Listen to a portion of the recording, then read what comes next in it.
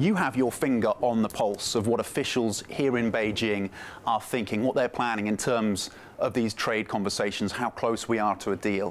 One of the key sticking points seems to be the question of enforcement.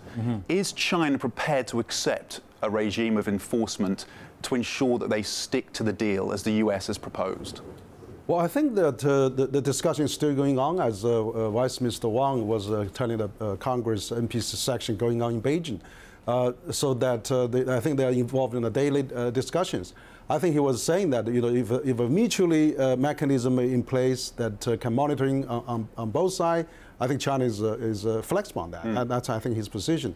But I think there's a possibility. I was wondering that from personal view, maybe third parties like World Intellectual Property Protection Organization, WIPO, organization like that, maybe more credible in terms of IPR issues. They probably have a quite a good, check and balance, and also they have office in China. So there could be a possibility of that as well.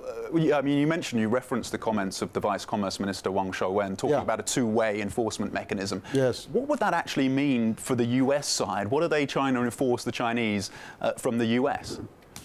Well, I think there's, investment, I don't know. I mean, as a think tank, I'm thinking about a CFIUS review. I mean, all those unfair, issues like Huawei. I mean, that's not fairly treated. So there's soaring issues, not only just on the China side, there's also on the U.S. side. So it'd be good to have a mechanism, a dialogue, or kind of a platform that exchange ideas, balance and checks on both sides, rather than just on the one side. So I think that's probably what Chinese feels about that. Right, and Henry, they're worried about the enforcement side, but also when it comes to President Trump making threats that potentially he could walk away from these talks with President Xi, like he did with Kim Jong-un. Now, China, of course, a very different country than North Korea, but do you see that as a possibility? Is this a real risk for Beijing here before they send their president halfway across the world? Well, I always think that it's always better to meet. The head of a state diplomacy actually works well in both countries. I think that President Trump and President Xi has a rapport. I mean, they have been meeting quite a few times.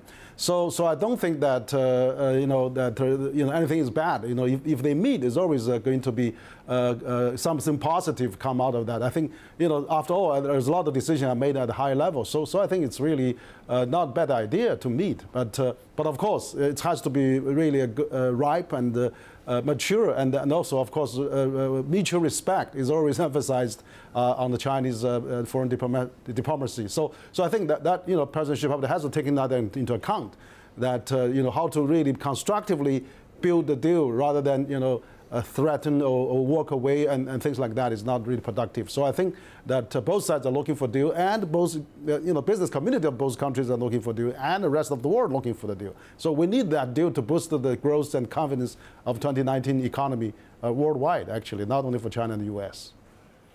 Could the U.S. ever remove tariffs? Do you see that as a possibility?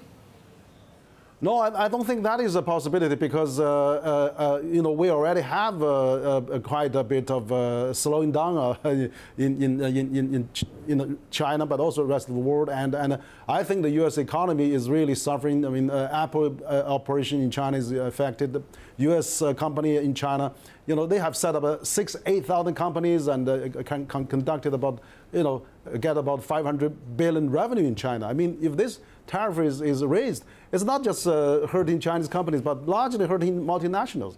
After all, almost 50% of China export are made by multinationals, and a lot of the products in between. So the global value chain is really connected. It's not a wise move to really hit on the tariff, and then particularly hit on the confidence of both countries' business community, and that is going to be very dangerous to the world economy.